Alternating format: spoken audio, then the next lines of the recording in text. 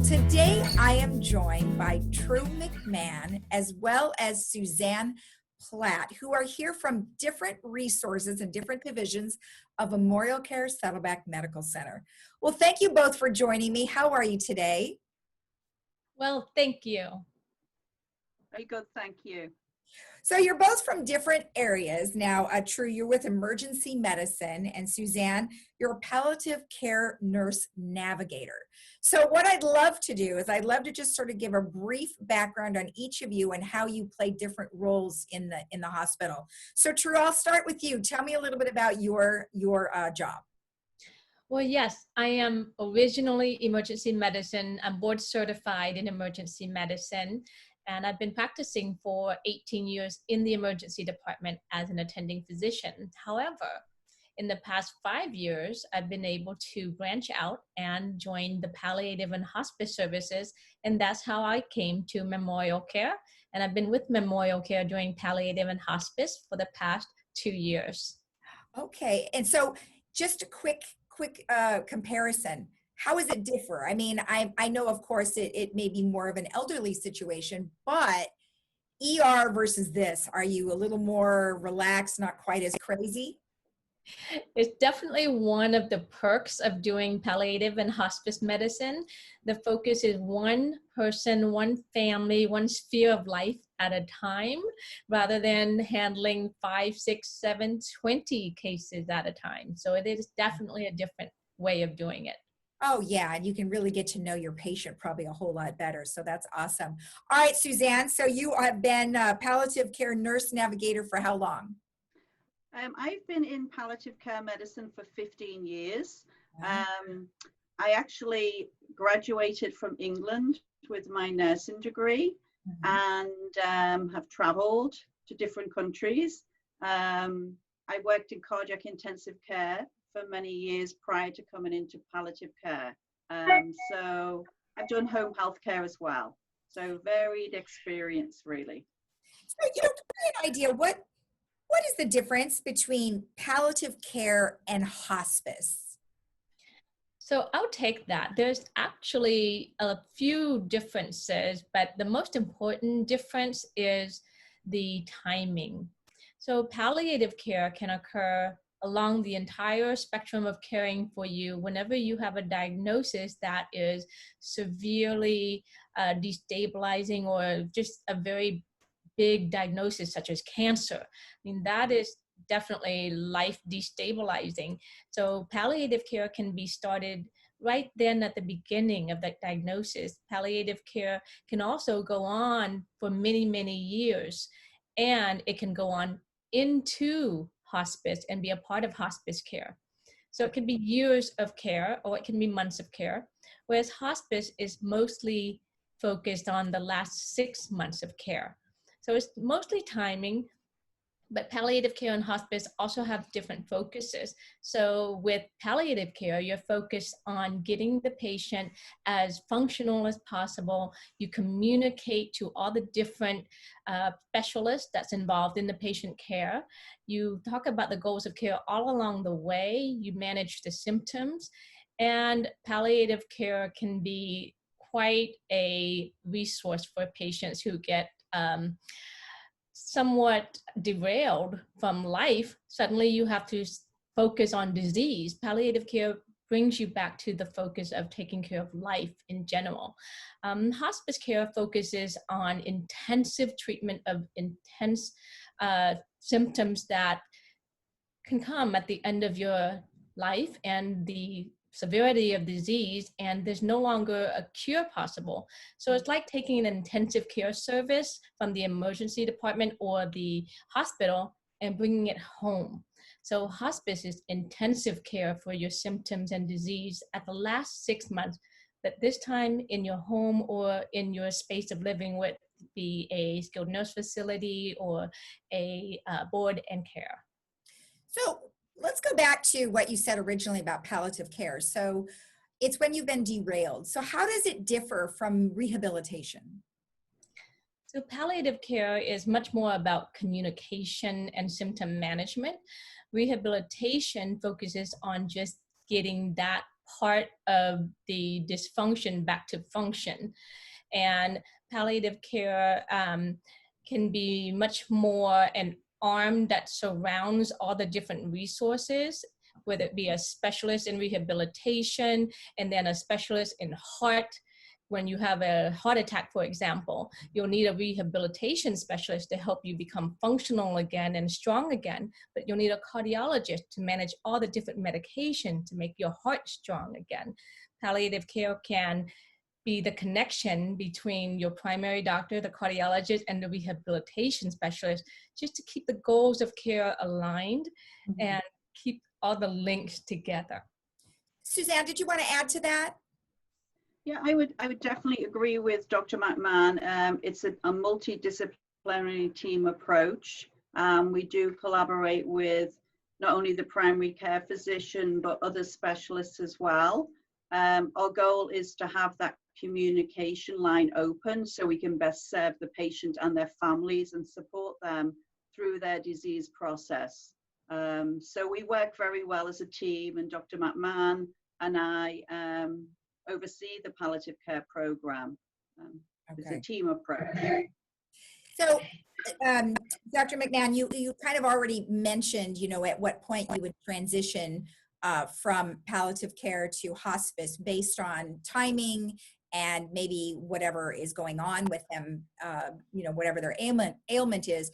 One thing I did want to touch on, though, is hospice care, because I think a lot of people don't necessarily understand what hospice care means and what it entails and how long they can use it for, because I have heard that, yes, sometimes 6 months, but sometimes it could go on much longer. So, Suzanne, can you touch on hospice care in the home as well as in the hospital?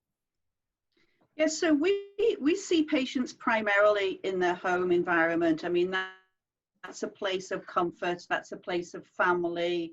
Patients like to be surrounded by their own things and be with their loved ones. So primarily hospice care is managed in the home, but we also, as registered nurses, go out to patients in the community, in board and care facilities, in skilled nursing facilities. And as Dr. McMahon mentioned, sometimes we have patients in the hospital receiving hospice level of care. But I think for most people in the community, the place would be home. Okay. We focus on quality of life and providing that level not only to the patient, but to the families to provide them support as well. So when it comes to hospice care, what is different in terms of your actual care for that individual? So the care for hospice, when patients go on to hospice, the physician has to certify that they think the patient may have 6 months or less. And typically with hospice, we provide a registered nurse to go into the home. We also provide a social worker. So the registered nurse would focus on disease management, pain symptom management, home safety, medication, managing some of those symptoms related to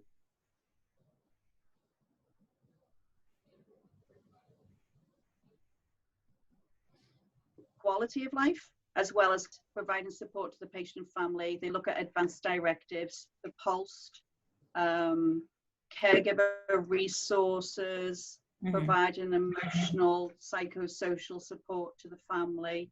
For hospice care too, we have a wonderful volunteer program that could go into the home to provide some respite care, to sit with the family, maybe engage in activities, read to the patient. We also provide, so we have the volunteers, the social worker, the registered nurse, and we have pastoral services too. We have a pastoral counselor that can go into the home to provide spiritual support to the patient and family. So again, it's a team approach. Not all patients want all of those things, so we individualize the program to meet the best needs for the patient and family. Okay. Now, Dr. McMahon, do you generally go out in the field, or are you more of a kind of an in-house person? For the palliative service, I am the interdisciplinary team medicine expert. So I stay mostly with teamwork there.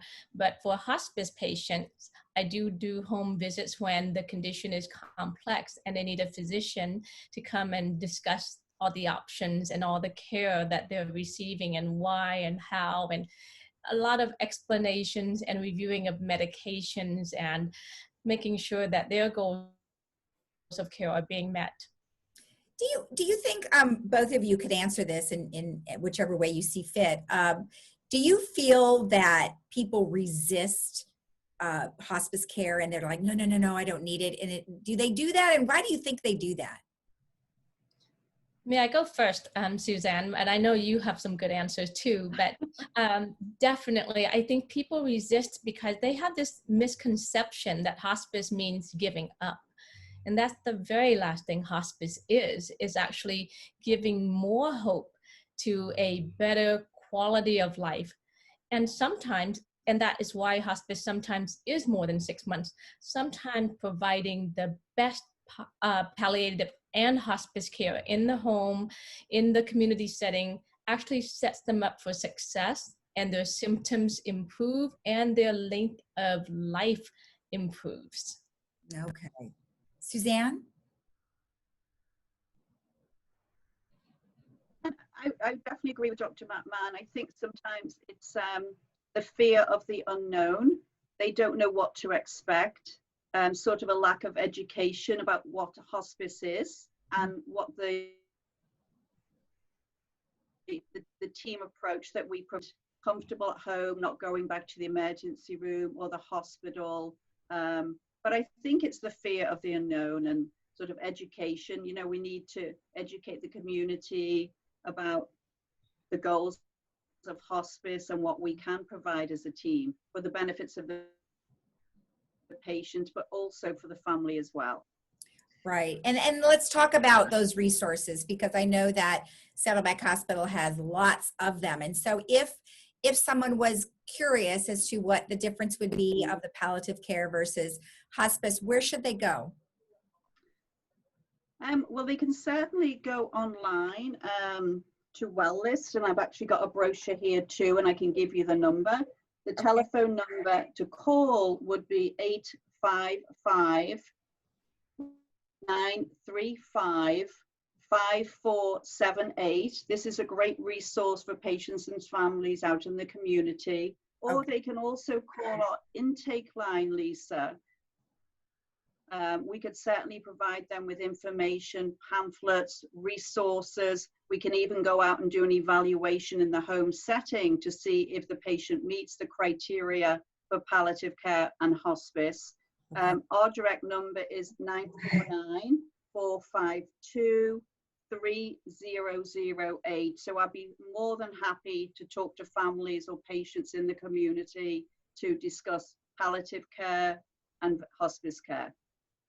That's great. Well, I really appreciate both of you visiting with me today to help explain the difference and to help people not be afraid to ask about it, because it is probably one of those white elephants in the room that you just don't, you don't want to talk about, but you better talk about it, because like you said, you want to provide the utmost best care for that individual so they can have some success. So thank you both. Thank you. Thank you very much. Thank you. Have a nice day. You too. Made everything. Bye. Bye. Bye-bye. And we'll be right back after this.